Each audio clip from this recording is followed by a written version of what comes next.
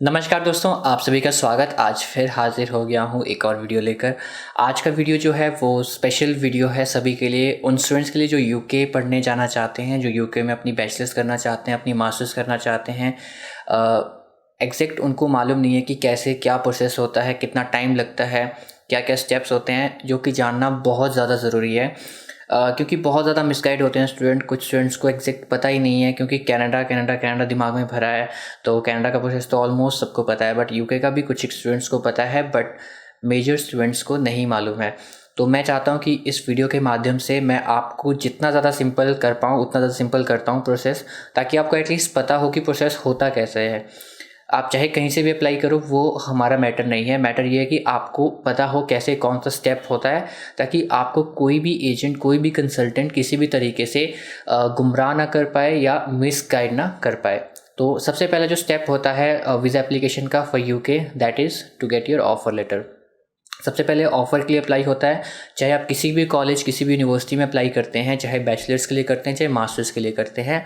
सबसे पहला स्टेप होता है ऑफ़र लेटर अप्लाई होना। ऑफ़र लेटर अप्लाई होते जब होता है तो हमें कुछ एडिशनल डॉक्यूमेंट देने होते हैं, जैसे कि resume, LOR, letter of reference, और गैप जस्टिफिकेशन भी देना होता है। कभी गैप होता है तो गैप जस्टिफिकेशन में बहुत से डॉक्यूमेंट्स जो हैं वो लगते हैं। अगर आप एम्प्लॉयड हैं तो उसके प्रूफ लगते हैं, आपने कुछ भी नहीं किया तो भी उस चीज़ के एग्जैक्ट प्रूफ होने चाहिए। गैप यूके में एक्सेप्ट नहीं किया जाता है। और इसके बाद जो पहला स्टेप होता है वो होता है ऑफ़र लेटर का। और जो ऑफ़र है वो यहाँ पे कंडीशनल आती है। ऑफ़र लेटर पे कंडीशंस लिखी होती है। आपका कंडीशन जैसे कि इंटरव्यू की हो सकती है, मिनिमम डिपॉज़िट की हो सकती है। मैं बाद में मिनिमम डिपॉज़िट पे भी आऊँगा, तो ये मत सोचिए कि स्किप कर दिया है। तो मिनिमम डिपॉज़िट की हो सकती है, और इंटरव्यू की हो सकती है, या फिर लैंग्वेज एबिलिटीज़ की भी हो सकती है। मान लीजिए आपने कंडीशनल ऑफ़र लेटर अप्लाई कर दी है, आपके आइल्स कम है, तो कंडीशन लिख के आएगी आपके ऑफ़र लेटर पे कि आपको इतना आइल्स एटलीस्ट लेना पड़ेगा to get your final offer letter. और इसके बाद जो नेक्स्ट स्टेप होता है वो 90% यूनिवर्सिटीज़ में इंटरव्यू कंडक्ट वो करते ही हैं। तो इंटरव्यू कंडक्ट जैसे होता है तो उसकी अपॉइंटमेंट हमें लेनी होती है। लिंक जो है आता है अपॉइंटमेंट, उसकी तैयारी जो है हम तो करवाते हैं। बाकी आपके एजेंट से आप कंफर्म कर सकते हैं क्या वो करवाते हैं। अगर नहीं करवाते हैं तो आपको अपने लेवल पे भी करनी चाहिए तैयारी। इतना कोई डिफ़िकल्ट नहीं होता है इंटरव्यू। और इसमें जो सबसे इंपॉर्टेंट डॉक्यूमेंट है that is your personal statement. आपकी personal statement means your statement of purpose जो है वो यूनिवर्सिटी में जाती है। यूनिवर्सिटी में स्टेटमेंट ऑफ पर्पस जाने का मतलब है कि उनके पास आपका A to Z हर एक चीज़ रहेगी। Why this course, why this country, why this college और यूनिवर्सिटी।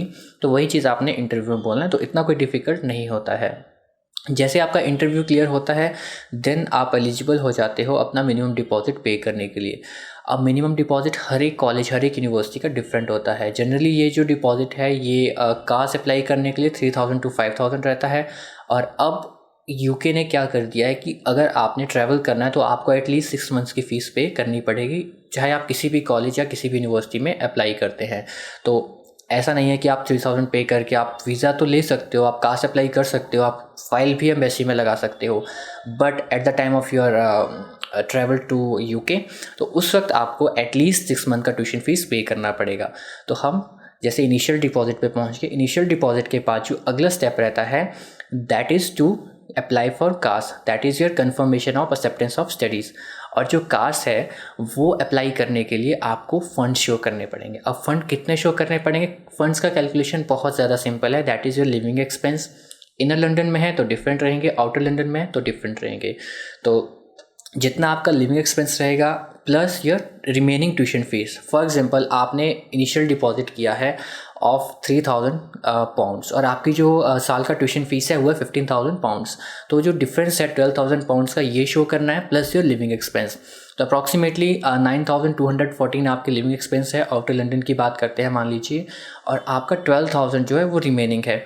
तो टोटल आपका 22,214 आपका जो है टोटल कैलकुलेशन बनता है पाउंड में। अगर आप 100 से भी मल्टीप्लाई करते हैं तो लगभग 22 से 25 लाख के आपको फंड शो करने पड़ेंगे एक जनरल कैलकुलेशन के मुताबिक।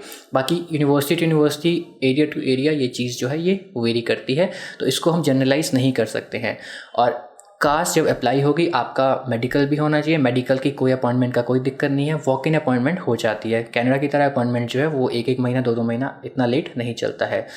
और इसके बाद जैसे आपने कास्ट के लिए अप्लाई कर लिया, कास्ट के वक्त आपके पास 28 डेज ओल्ड फंड होने चाहिए, उसके बिना आप कास्ट अप्लाई नहीं कर सकते हैं। उसके बाद कास्ट अप्रूवल आती है। कास्ट अप्रूवल आने में लगभग 2 वीक्स लग जाते हैं, जनरल 2 वीक्स है, अदरवाइज़ कुछ केसेस में अप टू 1 मंथ भी लग जाता है, वो यूनिवर्सिटी टू यूनिवर्सिटी वेरी करता है।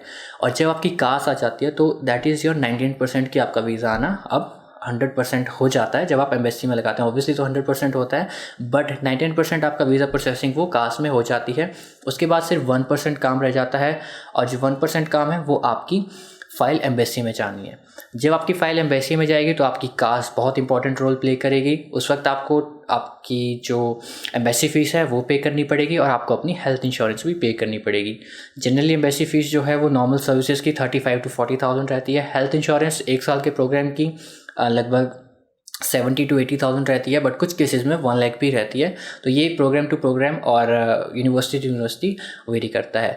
बस उसके बाद आप जैसे आपकी फ़ाइल लगती है, आप बायोमेट्रिक्स के लिए अपीयर होते हो। उसकी अपॉइंटमेंट ऑनलाइन VFS की साइट से लेनी होती है। आप अपीयर होते हो और आप उसके बाद अपने क्यू में लग जाते हो। आपको मेल पे सारे अपडेट्स आ जाते हैं। ऑनलाइन इसकी एप्लीकेशन होती है।